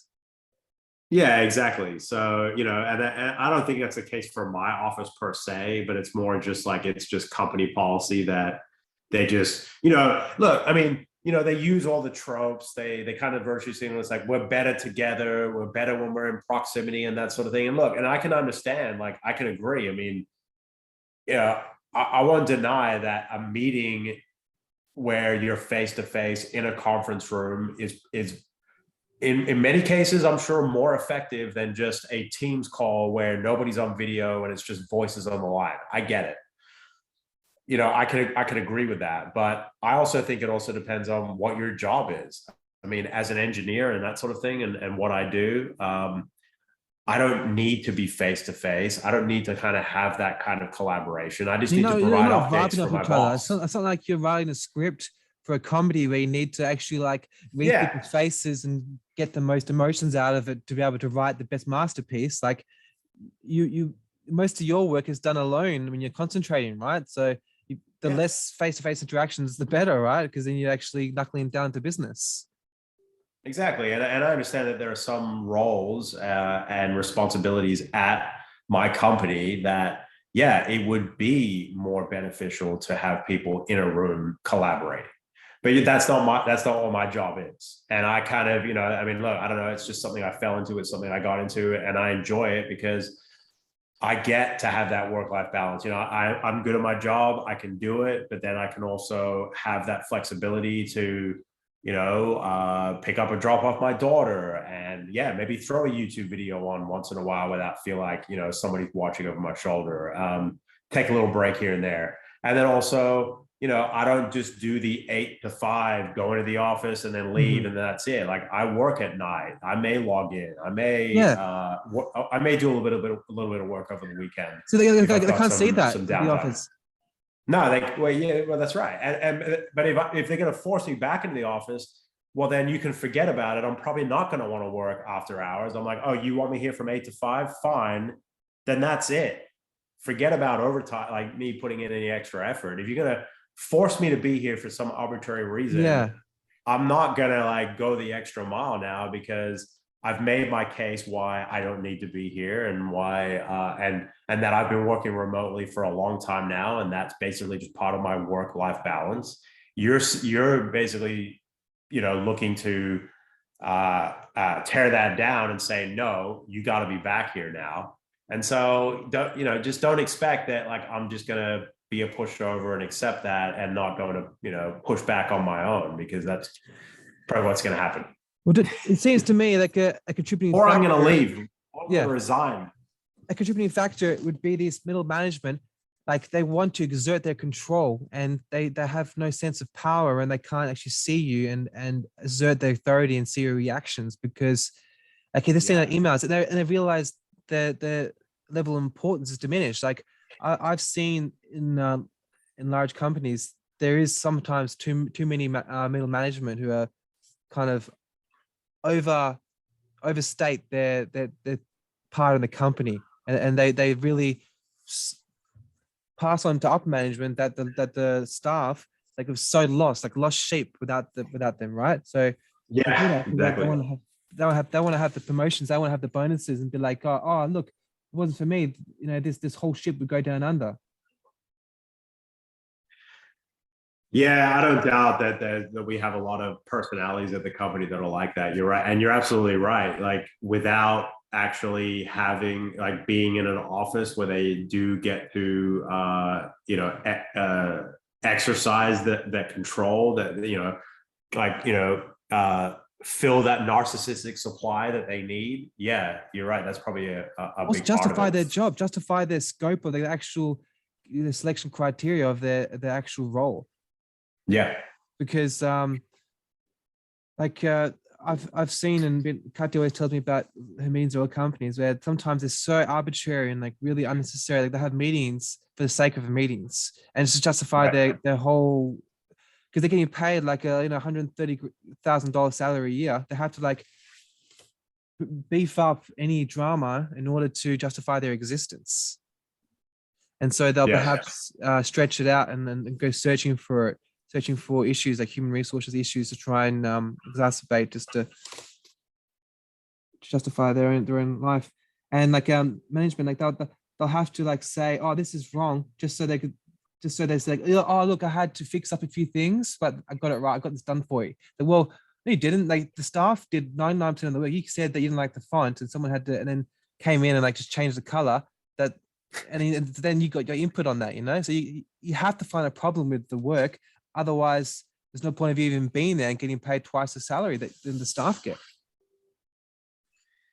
Yeah, I know. I would never want to be in that position where I feel like I have to actually justify my existence at work. I mean, I don't know. I guess I've had meetings where I've had to provide updates on what I'm working on, and you could say that that's kind of a form of that. But but I'm hands on.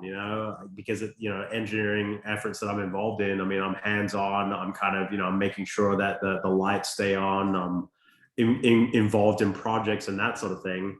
And I actually have technical skills. Whereas, yeah, right. I mean, a lot of the management, like the layers of management we have, aren't necessarily that technical, and Yeah, it is just kind of all overhead. And there are a lot of meetings and that sort of thing. And I would never. That's why I've never like desired to go down the management path. I've always wanted to stay in a technical field and just and work my way and and build my career and hopefully get promotions and that sort of thing, which I did just recently get one. So that I've never been interested really in a management path, partly for that reason, because I feel like I would just be dealing with other managers, other like upper layers of management, and being in meetings all the time. And I also feel like my actual technical, like my skill set would actually go into decline, and I don't want that. of course. Yeah, of course, because he like Katya's brother, he's involved in management now. He is technical back-end programmer, but he said 90% of his job is just mediation and like calming down conflict between different staff, or trying to recruit staff. Like he's more like a recruiter / mediator, governance rather than technician now. And and like a lot of management, like they seem like they spend a lot of their time just trying to take the credit for the staff's work or shift the blame for when things go wrong. So it's more about like you reframe your frame of thinking to just like kind of snake-like, as your proof is in the pudding, because you're a technician, because you're an engineer, like you can see the creation of your work. With a lot of the management jobs, like they have to if there's no problem, or if the staff are just working properly, then what's the point of them even being there? Why are they just a staff member themselves? Why are they getting paid an extra, 30 grand a year? Yeah. And it's particularly a problem in my company as well, because like I said, we had two companies merged together. So we had two companies where we had like, essentially the same structure with same management. And so what did they do? I mean, there were some layoffs, but for the most part, they just merged the management into the structure where it made sense. And so we kind of like doubled our management, in these areas. And it was like, and just the number of people that I ended up having to report to, I guess, before I would end up reporting to the people that ran like our business unit, doubled in size as a result. And it was just like, this is crazy, really. And I think the only reason, And again, the only reason why I think I've even lasted this long is because of COVID. It's sort of like a silver lining for me, in that I think I probably would have left this company, 2 years ago, because of the dramatic changes that took place. But because of COVID, it just put everything on hold. Everyone was forced to go remote. The offices closed down. And I've now just sort of been on life support, for 2.5 years. But now that things are easing up, and like restrictions are easing up, and now we no longer require people to be vaccinated to come into the office or wear masks and anything like that. Like, they've eased all those restrictions. But now, of course, because of that, now they have expectations that you're going to be present, that you can no longer use your exemption. And they're ramping like the corporate, like treadmill, like into high gear. And, we're going to be expected to participate in that. And I feel like, now I think I'm at a point where it's like, I may need to actually consider looking elsewhere because of that. Cause I just don't want to be a part of that, really. I mean, I just want to, as much, I ultimately, I guess I do have those individualistic tendencies, I think, that I've developed over the years. And so those are often come back as stronger, even though, like, ideologically, I can understand, like, a collective approach to things is probably better for, like, our civilization as a whole.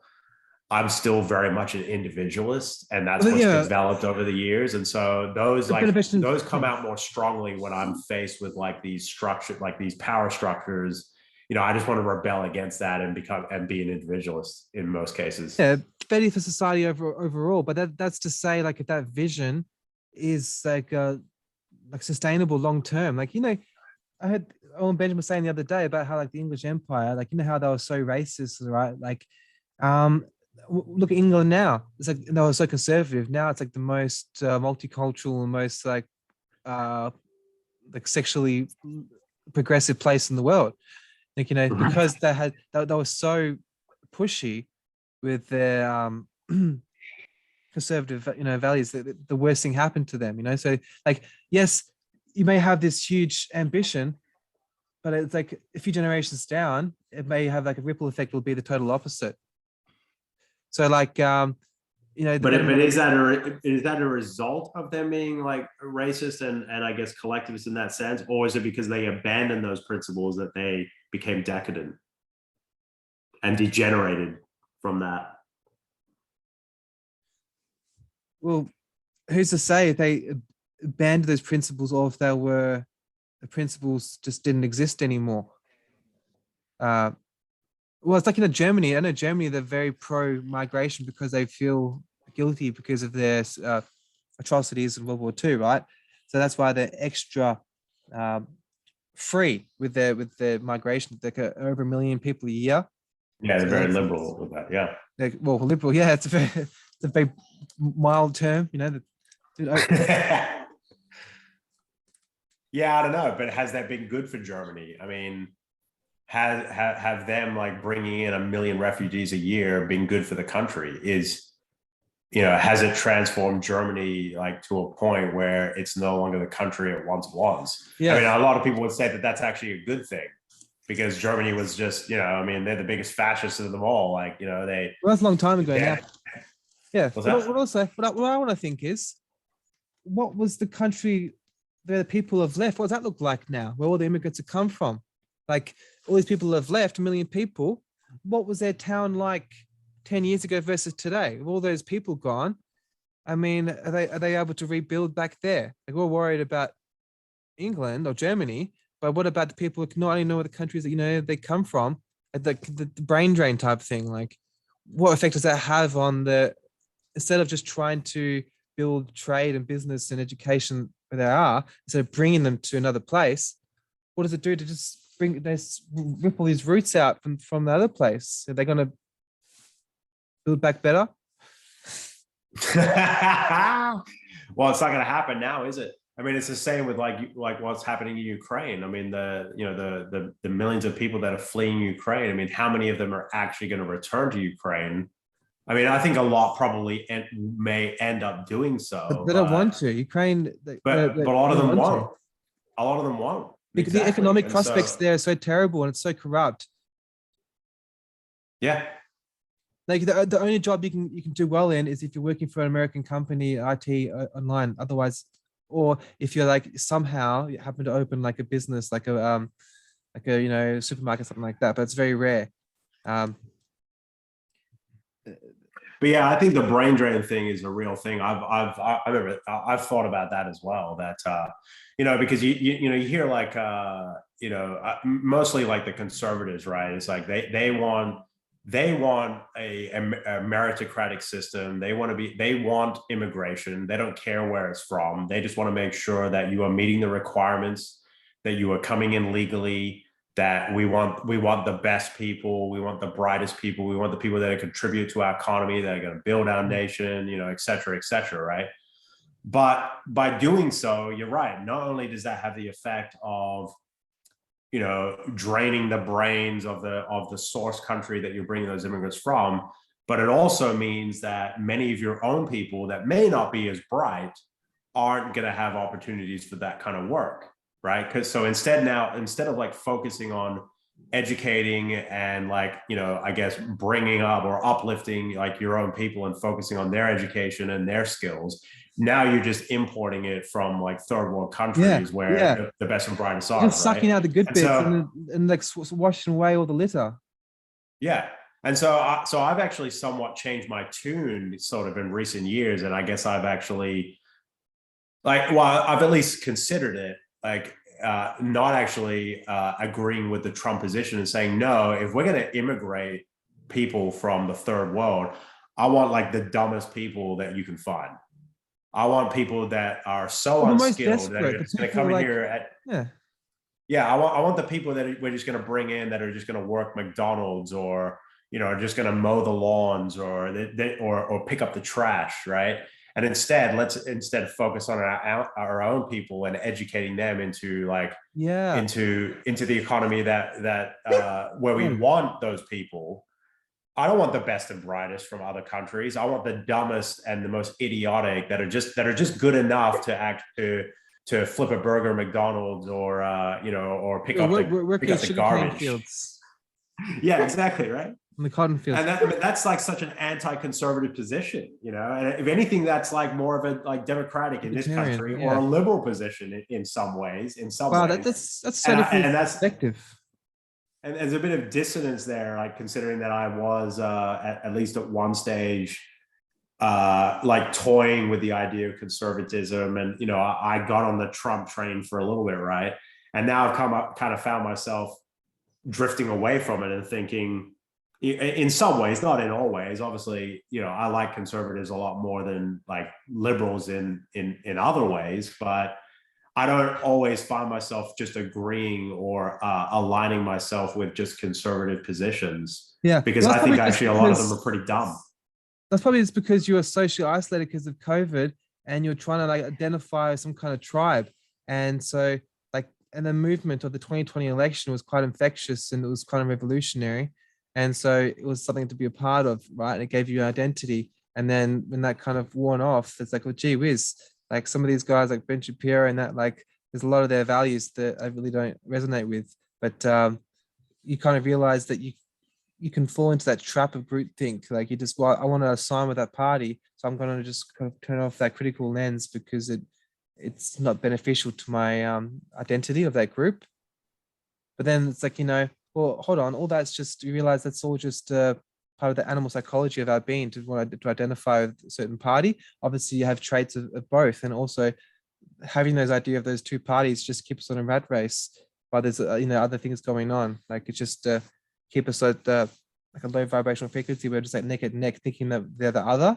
When the other person is just they're probably just been brainwashed by different material. Like it's not like they're that different, really. At the end of the day, it's because people like to think the other political party is so different. But I reckon if you actually get sit down and had a 2-hour conversation with them, over some mushrooms, you'll be able to see like they've got a lot in common. Yeah, exactly. Yeah, everyone on both sides of the aisle should definitely be taking mushrooms. Yeah.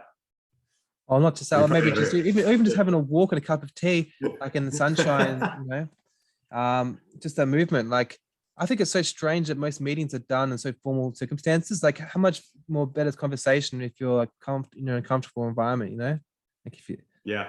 like, you know, I've heard it's very popular now in IT and companies in Melbourne. They have walking meetings, so they'll walk down like the cafe districts and they'll have like a meeting, but they'll be in suit and tie, but they'll be just, you know, walking around. There's like junkies and like Vietnamese food stalls and like, you know, taxi drivers and stuff zooming past. But it's like that adds the stimulation, adds to uh, the ideas, the idea machine. Interesting. Okay. Really? Yeah, it's pretty new age. And I feel like it's a really outdated model of the being in the workplace. And it's interesting you were saying because of COVID policies that you didn't really try to have a look at other jobs or anything because you just wanted to, it didn't really matter because you know you just wanted to something to, you know, get by because you couldn't really do much anyway. And so now you're thinking about like all these changes and all this, the companies want you back so they can like helicopter parent you, like, you know, and justify their job. But like you're productive as it is. And perhaps maybe they can watch what you're doing so they don't watch the occasional YouTube video. But then like you're saying, you'd be productive at night. Like Katya, sometimes she'll, you know, have a long lunch, but then she'll work up until like 8 p.m., you know? So like she works from home and you can do that in the office. You can just, you know, because some days we're not robots. We can't just be efficient from 8 to 5 every night, you know, 5 days a week. Some days you want to have half a day off and then you want to work twice as hard the next day, you know? But like you're giving someone material, like a manager to like, oh, we've got to talk about George. He's I've seen him like slacking off, like just reading personal emails for half the day. It's like, yeah, but you don't know what George's life story is. So maybe like he just broke up with his girlfriend. He's, you know, dealing with that, but like he's planning to like be gun ho and catch up on the weekend. You don't know what's going on. Like, so like it's changed the whole workplace dynamics. It's just actually like taken away the need for this whole role, right? In this working from home. But then again, do you feel like maybe if you did have a really good team environment, like you had like free lunches there, and it was like live music sometimes, and like really fun, like outgoing, like alternative bosses, then you would like to go to the office, you know, because you know you'd be looking forward to it and you vibe off each other. I mean, even though you're just doing engineering work, that's like solo work, you could still go out to the coffee room, have like a quick 2-minute chat, and get like kind of enthused from that, and go back to your engineering project and be like, it motivates you. Don't you think?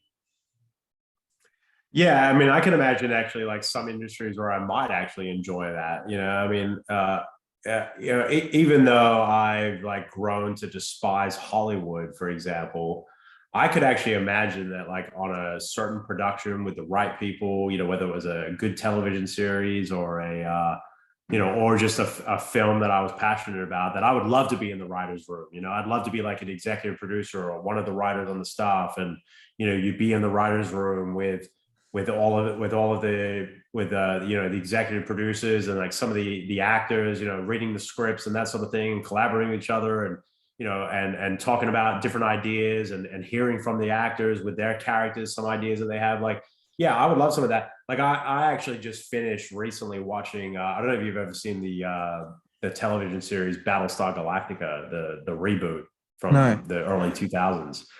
But it's actually one of the greatest shows that I've actually ever seen. And like, I'm a bit of a sci-fi nerd. I've seen a lot of like sci-fi television, that sort of thing in my days. And this is just one of like a really exceptional television show. What's it called? And one of Battlestar Galactica. I think I've heard of it. And one of the showrunners and the executive producers and creators of the show, Ronald D. Moore, you know, he's now his most recent claim to fame is Outlander, which is a series that like based in Scotland that's become a worldwide phenomenon. And he's also now produced a show on Apple TV called For All Mankind, which is kind of like an alternative history show about where the Russians actually made it to the moon first and not the United States, and what would that world look like, and you know, and that sort of thing. But he actually, his career actually began because he was a writer on Star Trek. So there's a number of like in the Next Generation and that sort of thing, where he was a big Star Trek writer, and he made a name for himself because turns out he's actually a very good writer. But Battlestar Galactica, anyways, I ended up watching like all the special features on that show, like some of the interviews and that sort of thing, and some of the features they produced where, yeah, they took you into the writer's room, right? And like you got to see like that process, and you got to see like the family dynamic that was created as a Yeah, result of these people that it was so that much loved fun the show. They loved brainstorming. the characters and that sort of thing, and they all came together and they just like talked about this and read the scripts and that sort of thing. Like, like I would love to be on something like that, like something creative like that. Yeah, I just wanted to But say, I'm not going to get that at my yeah, corporation, like that's in financial services. I'm never going to get that. It's all no, to me. It's you don't all need to. You just don't going to need it, seem right? fake, So, Maybe when you do a but I'm career willing to change, accept the fact that I can live like vicariously by watching that show, and instead I'll go to my corporate yeah. job and make my paycheck, and then use that to engage with the hobbies and the interests that I like. I've gotten to the point where I'm willing to accept that. But yeah, sometimes I wish like maybe I had gone a slightly different path, because I can see that there are some people, It's some not too late to industries, some change. things where Still, people can like have like that real like collaborative effort that's really rewarding, and like an experience that they can look back on in their lives. well, Albert Einstein, he had like three best friends he discussed everything with, right? He wasn't a lone ranger. He was engineering major. And so it's not just the creative endeavors that require group people working together. So when you're saying that it's just a writer's room, but I just want to say, when you were talking just before, I was thinking you would be the best person. You look like so much like a writer, like in a show. Like you Yeah. would, I mean, not that it's not, it could be, I don't want you to take it as an insult, because it's not. But like, just the way you talk, because you talk about things very thoroughly, and like you kind of like well measured.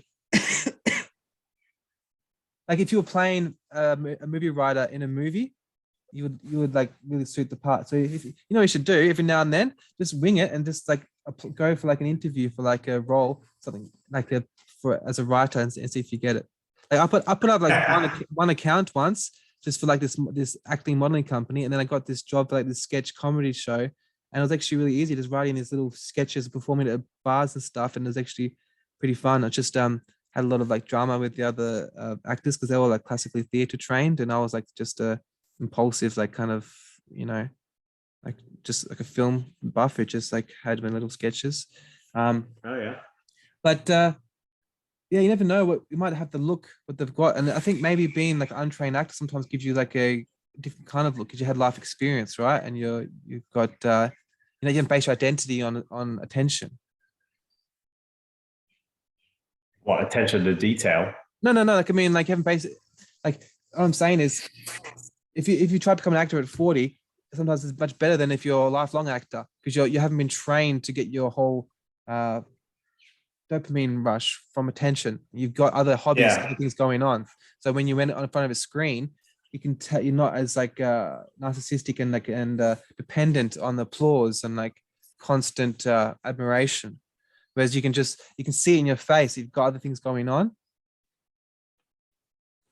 So what I'm saying is, I don't know. audition. When it comes to writing and acting, though, I don't know. I've never really been all that in. Like, I don't like actually writing really that much. I think they're the player writer. Player writer. That's what I mean. Like a player as an actor who's playing a writer. Maybe not this movie, just like in a sketch or something. Maybe I want to. Kati wants to go on holiday soon, and I was looking up flights, and it's like the same price to go to Thailand as it is like to go to Miami, the US. Really? So yeah, it's like $2,000. So maybe we'll do some sketches together. Maybe come over to the US. Probably. Well, you did talk about it last time we talked, that you were considering, I think, going to Austin, Texas, or something like that. Yeah, we're moving there, but even just for moving there, you were thinking. Yeah, but obviously it's hard to get like I need to actually try and become a professional comedian, something, and get a job, get something like a real job first. You know what I mean? Like before, you can't just get over there just with a freaking bachelor's degree. You know, but you could. I mean, there's certainly plenty of other people far less educated than you and that sort of thing that like get into this country very easily. The only problem you may have is that you're too white. That's all. Well, I can get a tan. really, really, really tanned. Yeah. Yeah, it's come through. Katya's. I probably shouldn't say. Well, okay. I had a friend of a friend who had to go to Mexico from Ukraine and then go from Mexico to America to get in Yeah. because they're You Ukraine. could But do I didn't say that. but it didn't help that they were Ukrainian. That just pretended they were like with Mexicans because Ukrainians Right. can't go to America. Or they didn't get help. But so they had to like go like a really long trip.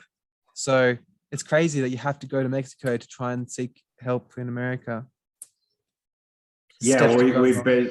we've basically got an open border on the southern border right now, so that's true. Yeah, if you get like a good tan and maybe learn a little bit of Spanish and just like Yeah, but hop the border, it doesn't you might help when get I in. wanted to get into podcasting and like stand up because then like hey, this is Chevy. My name's Chevy. I'm from Australia. I'm here and I just hopped in and all right. So Nick coming next day. There's freaking border patrol waiting there, and I'm banned from the country for the Yeah, rest of you'll my have to life. delete your YouTube channel. Yeah, exactly. Yeah, yeah. Restructure your Are you identity. okay if I Delete just your wanted to YouTube like channel.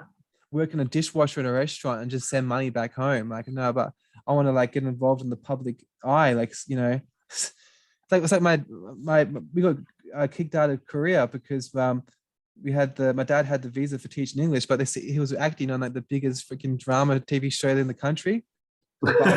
Really? Like, yeah, that he went to immigration appointment. They're like, I reckon you're on Bali, like you're on the show. And I was like, well, I mean, yeah, probably if you're trying to do like a wrong visa, just probably like settle, like don't choose the biggest show, like because you're gonna get found out. Wait, so Ray, seriously, like your family was actually like I probably kicked shouldn't out say of too much Korea about for it. that? Pretty calm. I don't know the full story. I probably shouldn't go too much into it because I know that I've been in All trouble. right. I've been in trouble before for discussing personal family. Is that so? Okay. Yeah, like because I don't know. I'm just like to me, like if you put yourself out in the open, like I don't think I'm demonic, evil. End of the day, so I feel like well I can say everything, and if I keep the worst things out, then that's just me. So like other people keep all their dark stuff hidden, but at least like what my worst things are because I say everything. Like yes, I'm gonna be in trouble sometimes, but like what are you? I think the absence of other people's flaws shows that they're hiding something big. So my tactic, Yeah. is that because like, well, if you never say any bad thing about yourself or your family, it's like well, you're so guarded and walled up. It makes you feel like you got some kind of fucking pedophilia ring going on, like with gimp suits and adrenochrome and like devil worshipping and fucking owl burning shit going on. That's why you're not talking about it. Let's call it a day. Probably getting pretty late, eh? But you are. I had like fucking 20 questions going to ask you. I asked you like one of them. Maybe do it another time. But do you want to send this to you before I upload it in case there's anything controversial you wanted to eliminate? I mean, I think it's fine. I don't know. We'll see what happens. Let's just go ahead. Yeah.